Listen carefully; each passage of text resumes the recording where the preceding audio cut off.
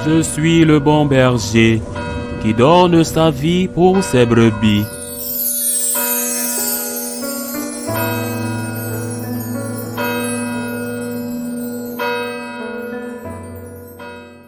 Quand Jésus apprit l'arrestation de Jean le Baptiste, il se retira en Galilée. Il quitta Nazareth et vint habiter à Capharnaüm, ville située au bord de la mer de Galilée, dans les territoires de Zabulon et de Nephtali. C'était pour que soit accomplie la parole prononcée par le prophète Isaïe. Pays de Zabulon et pays de Nephtali, route de la mer et pays au-delà de Jourdain, Galilée des nations. Le peuple qui habitait dans les ténèbres a vu une grande lumière. Sur ceux qui habitaient dans le pays et l'ombre de la mort, une lumière s'est levée. À partir de ce moment, Jésus commença à proclamer: Convertissez-vous, car le royaume des cieux est tout proche. Comme il marchait le long de la mer de Galilée, il vit deux frères, Simon appelé Pierre et son frère André, qui jetaient leurs filets dans la mer, car c'étaient des pêcheurs. Jésus leur dit: Venez à ma suite, et je vous ferai pêcheurs d'hommes. Aussitôt, laissant leurs filets, ils le suivirent. Là, il avança et il vit deux autres frères, Jacques, fils de Zébédée, et son frère Jean, qui étaient dans la barque avec leur père, en train de réparer les filets. Il les appela. Aussitôt, laissant la barque et leur père, ils le suivirent. Jésus parcourait toute la Galilée. Il enseignait dans leur synagogue, proclamait l'évangile du royaume, guérissait toute maladie et toute infirmité dans le peuple. Acclamons la parole de Dieu. De nouveau, nous attendons un évangile qui nous parle de la vocation, de l'appel des apôtres, des premiers apôtres, Pierre, André, Jacques et Jean. Et pour bien comprendre cet appel, il est très important de ne pas se tromper de perspective. Jésus n'appelle pas d'abord à accomplir une tâche. Il n'est pas le chef d'une entreprise cherchant des employés compétents. Il n'organise pas un recrutement. Jésus appelle à le suivre avec lui. C'est le cœur de Jésus qui se révèle à toi, qui te dit combien il t'aime et qui t'invite à être son compagnon, son ami et aussi son collaborateur. Mais avant tout, il s'agit d'une rencontre de personne à personne. Depuis le séminaire ici à Rome, où je collabore, je ne suis plus le responsable car j'ai d'autres missions, mais je participe à la formation des futurs prêtres franciscains de Marie. J'insiste auprès de tous ces jeunes qui passent par ici et qui exercent aujourd'hui leur ministère sacerdotal dans tant de paroisses. Le centre de la vocation est la rencontre personnelle avec Jésus. C'est une rencontre de cœur à cœur. Le cœur de Jésus vivant et palpitant, plein d'amour qui dit « Je t'aime » et il te dit aussi « J'ai besoin de toi ». Mais d'abord, il te dit « Je t'aime ». Et la réponse est une réponse de cœur à cœur, d'amour à amour. Bien sûr, l'amour de Dieu est toujours infiniment plus grand que le nôtre pour lui. L'appel est plus grand que la réponse.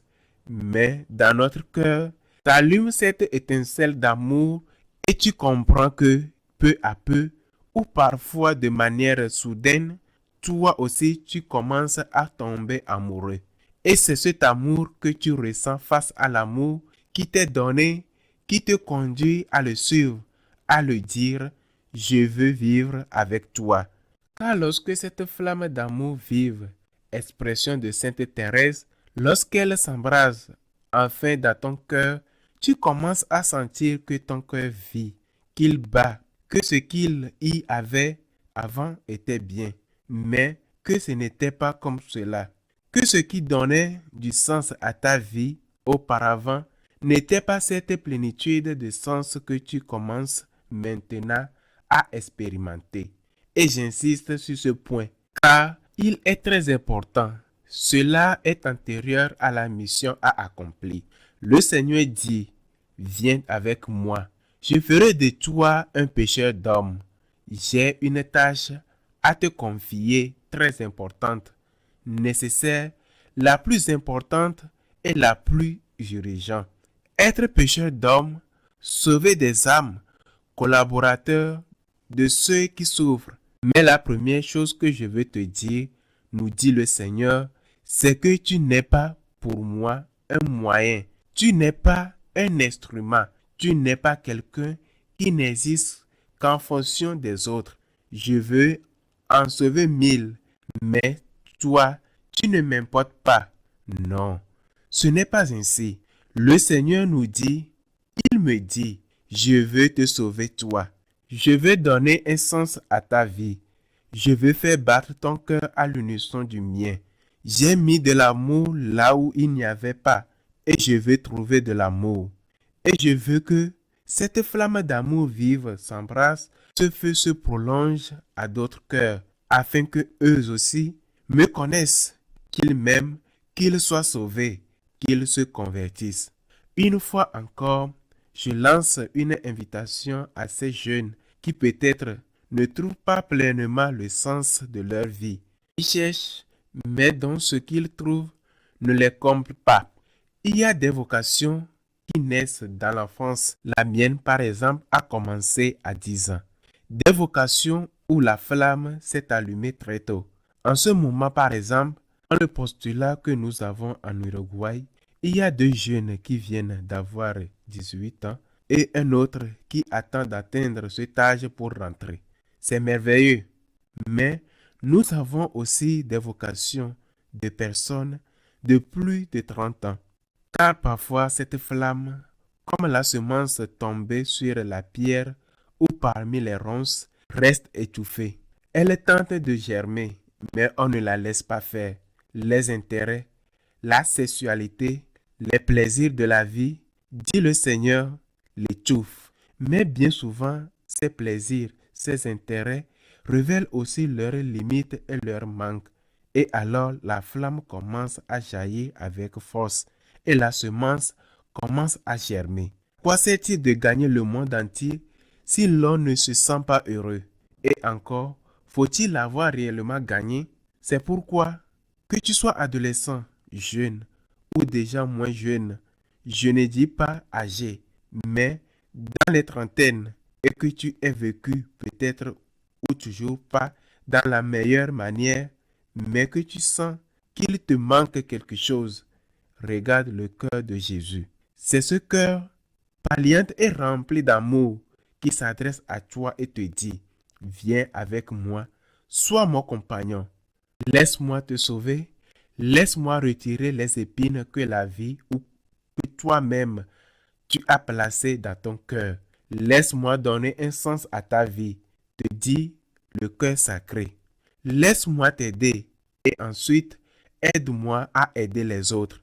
Aide-moi à être pêcheur d'hommes ou architecte d'hommes ou médecin des âmes ou instrument de Dieu pour apporter paix, consolation et espérance à tant de personnes qui souffrent.